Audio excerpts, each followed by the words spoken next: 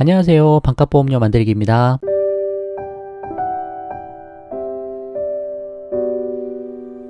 오늘은 보험 뉴스 골라 읽기라고 해서 실손보험 대규모 갈아타기라는 기사가 나와서 그 내용 한번 같이 좀 보려고 합니다. 앞으로 좀 중요한 뉴스나 같이 알면 좋겠다라고 하는 뉴스들 좀 골라가지고 좀 같이 읽어보려고 해요. 모든 뉴스를 다 할 수 있는 것도 아니고 좀 중요하다고 생각되는 것들, 또 큰 변동사항이 있는 것들, 그런 것들 틈틈이 나올 때마다 골라서 한 번씩 읽어보면서 제 의견도 좀 드려보고 그런 식으로 한번 진행해 보도록 하겠습니다. 그래서 오늘은 기사 제목이 혜택 크지만 보험료 폭탄의 100기 그리고 실손보험 대규모 갈아타기 라는 제목으로 기사가 있어서 그 내용 한번 같이 읽어보도록 하겠습니다. 시작해 볼게요. 자, 연합뉴스에서 2021년 10월 31일 지난달 말에 혜택 크지만 보험료 폭탄의 100기 실손보험 대규모 갈아타기라는 제목으로 뉴스 기사가 하나 나왔습니다. 실손보험 갈아타기니까 전환을 많이 했다는 거예요. 그래서 1세대, 2세대 실비 가입하신 분들이 3세대로 많이 전환을 하셨다. 그 내용이 주고 혜택이 아무리 좋지만 1세대, 2세대가 아무리 혜택이 좋지만 보험료가 많이 오르니까 유지하지 못하고 100기 들고 결국 전환한 사람들이 많더라. 그런 내용으로 좀 보시면 됩니다. 그래서 상반기에 5개 주요 손보사 1, 2세대에서 3세대로 환승한 게 50만 5천 건인데 작년 전체의 2배다. 상반기만 했는데도 작년 전체 대비 2배라니까 상당히 많은 수가 전환을 한 거죠. 그리고 올해 역대 최대 적자 예상 1, 2세대 보험료 내년에도 인상 불가피 그렇게 나와 있습니다. 매년 역대 최대로 나올 수도 있을 것 같아요. 1세대, 2세대 같은 경우는 이제 더 이상 1세대, 2세대 실비로 가입할 수는 없잖아요. 근데 건강한 사람들은 3세대, 4세대로 빠져나오니까 1세대, 2세대 계신 분들은 계속 아프고 계속 치료받고 그러신 분들이 주가 되겠죠. 그럼 앞으로도 보험료는 더 오를 수밖에 없다. 더 이상 건강한 사람이 들어가서 보험료를 낮춰줄 수 없으니까 이 구조는 바뀔 수가 없어요. 앞으로도 계속 이렇게 될 거라고 생각을 합니다. 좀 더 보면 진료비 무제한 혜택을 받을 수 있는 옛 실손의료보험, 그러니까 보험 혜택이 엄청 좋았다는 거죠. 100%다 지급하고 90% 지급하고 혜택이 엄청 좋았던 옛 실손의료보험 가입자들이 올해 상반기에 대거 보험 갈아타기를 한 것으로 나타났다. 이제 데이터가 나와서 이렇게 소개를 하는 부분으로 보시면 될 것 같아요. 31일 보험업계에 따르면 이렇게 여러 가지 회사들 5개 손보사의 3분기 7에서 9월달 실손보험 신규 가입자가 18만 2,367건인데 올해 상반기 신규 가입 100만 건과 비교하면 월 평균으로 64% 급감했다. 이게 무슨 얘기냐면 3분기가 7월에서 9월이잖아요. 근데 7월부터 4세대가 나왔잖아요.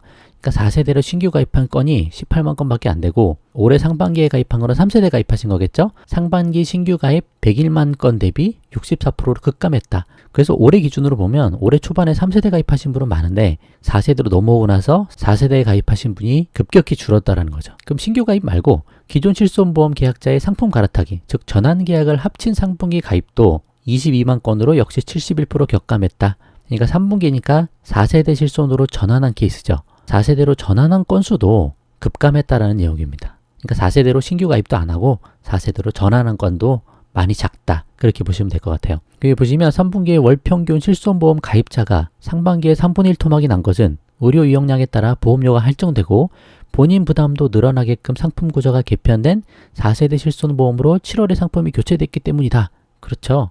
맞습니다. 그래서 실손보험 혜택이 축소된다는 소식에 소비자들이 가입을 서두르고 없던 사람은 3세대로 막 가입을 하고 보험사도 절판 마케팅을 펼친 결과로 손해보험업계는 분석했다. 그런 것도 있었고 또 어찌 보면 좀 더 현명하신 분들은 4세대 넘어오기 전에 3세대로 많이 가입을 하신 거죠.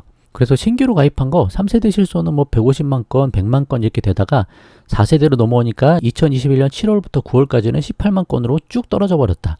전환 계약도 이렇게 많이 줄어버렸다. 그 내용으로 보시면 되세요. 그래서 손해보험업계 관계자는 의료 이용량이 많으면 보험료 부담이 4배로 늘어나는 구조이고 이제는 바뀌었다 그랬죠. 다른 사람하고 나하고 같이 오르는 게 아니고 내가 많이 쓰면 나만 보험료가 오르는 거예요. 4배까지. 물론 당장은 아니고 한 3년 후부터 적용이 된다라고 나와 있지만 그렇게 될 수밖에 없기 때문에 그리고 또 본인 부담금도 늘어나잖아요. 그 재가입 주기도 15년에서 5년으로 줄어들었고 그래서 기존 상품보다 소비자들의 관심이 떨어지는 것 같다라고 추측했다. 그렇습니다. 밑에 보시면 일반적으로 구실손보험은 의료비 무제한 혜택이 잘 알려져. 무제한 혜택이랍니다. 혜택이 얼마나 좋으면 이렇게 얘기해요. 혜택은 정말 좋죠. 그래서 가입자들이 유지하려는 경향이 강한데도 올해 상반기에는 옛 상품 가입자들이 대거 계약 전환을 택한 것이다. 이는 실손보험의 대규모 손해로 가입자의 보험료 부담이 무거워졌기 때문이라고 손해보험업계는 분석했다. 최근 몇 년간 1, 2세대 실비보험에 보험료가 두 자릿수 비율로 인상돼 두 자릿수면 10% 넘었다는 거잖아요. 올해 갱신 주기가 도래한 가입자들이 많게는 2배에서 3배 오른 보험료 고지서를 받았기 때문이다. 3년 갱신은 한꺼번에 오르는 거고 5년 갱신도 5년치 보험료가 한꺼번에 오르니까 갑자기 2배, 3배로 늘어났다는 거죠, 보험료가.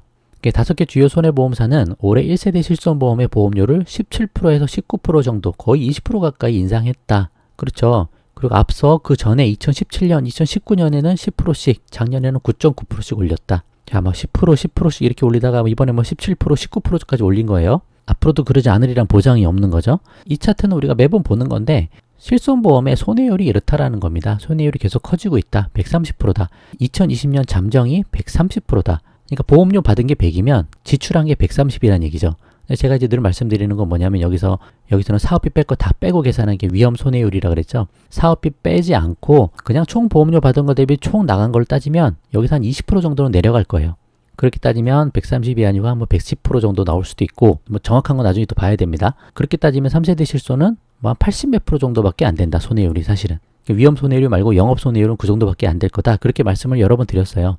그거를 설명하는 자료인데 어찌됐든 위험 손해율로 늘 나타내고 있고 실손보험 자체가 계속 손해보고 있다. 계속 이런 이야기가 나오고 있고 앞으로도 보험료 올리겠다. 그런 얘기를 하는 거로 보시면 될 것 같아요.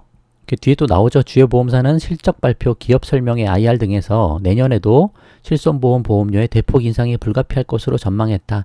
계속 이런 뉴스 나오면서 보험료 계속 올라갈 것 같습니다. 특히 1세대, 2세대 실비는. 지난해 실손보험 적자는 손해보험에서만 2조 4천억을 기록했고 올해는 3조 원에 이를 것으로 예상된다. 손해보험업계 관계자는 다초점 백내장 수술, 이게 수술 1위죠. 가장 많아요. 그리고 도수치료, 비타민 영양주사 등 비급여 의료비 통제 불능 상태에 빠져 올해도 역대 최대 손해가 확실시된다. 1, 2세대 실손보험은 내년에도 상당한 인상이 불가피하다고 말했다. 맞습니다. 3세대가 오를 거다라는 얘기는 안 하죠. 조금씩 오를 수는 있겠지만 1세대, 2세대 실비 대비 3세대, 4세대 실비의 상승폭은 확연히 작다. 비교가 안 된다는 거예요. 구조적으로 그렇다는 거죠. 3세대부터는 3대 비급여 특약이 빠져버렸잖아요. 별도로. 보험사의 손해율이 가장 큰 그런 비급여 특약들을 별도로 분리해서 얘는 더 그냥 자기 부담금을 높여버리니까 사람들이 내가 돈이 많이 나가는데 어떻게 그걸 다 써요. 못 쓰죠. 그러다 보니까 의료 이용량이 자연스럽게 줄어들기도 한다. 그렇게 말씀드릴 수 있을 것 같아요. 댓글도 한 몇 개만 볼까요? 계약한 내용대로 줘야지 보험 들게 할 때는 머리 숙이고 보험금 청구하면 목에 힘주고 칼만 안 드는 사기 집단. 보험 뉴스 나오면 대부분 댓글은 다 이런 식인 것 같아요. 인식이 좀 안 좋은 거죠. 어떻게 좀 개선을 좀 해야 되는데 많이 환급하는 사람들만 올려야지 이런 사람도 있고 그러니까 많이 받은 사람만 올려야지. 그러니까 4세대는 그렇게 돼 있습니다. 비급여 사용 많이 하신 분만 이제 보험료가 올라가게 되죠.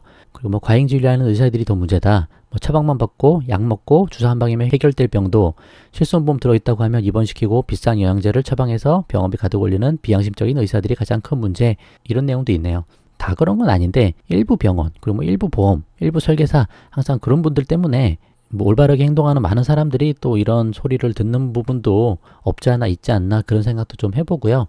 여전히 개선할 부분은 많을 거라 생각합니다. 그래서 3세대로 잘 전환하신 분은 제가 볼 땐 잘 하신 것 같아요. 잘 하셨고 이제 그 타이밍을 놓쳐서 이제 4세대로밖에 전환을 못 하시는 분들은 어쩔 수 없이 선택을 하셔야죠. 기존 실비 좀 유지하시다가 나중에 더 이상 보험료 낼 만한 형편이 안 되면 그때 넘어오셔도 되고 아니면 보장 좀 줄어도 된다. 나는 그렇게 신경 안 쓴다. 그러면 지금 전환하셔서 4세대로 그냥 저렴하게 끌고 가셔도 되죠. 굳이 병원도 안 가고 그러시는 분이 계속 비싼 보험료 낼 필요도 없을 수도 있으니까. 제가 관련해서 그런 영상 많이 만들어 드렸으니까 그거 보시고 잘 판단하셔서 결정을 해보시면 좋을 것 같고 1세대, 2세대는 앞으로 계속 오를 거다. 감안은 좀 하셔야 돼요. 근데 보장은 엄청 좋으니까 각각의 장단점이 있는 거 잘 파악하시고 잘 결정하시면 좋겠습니다. 그럼 오늘은 이렇게 영상 마쳐보도록 할게요.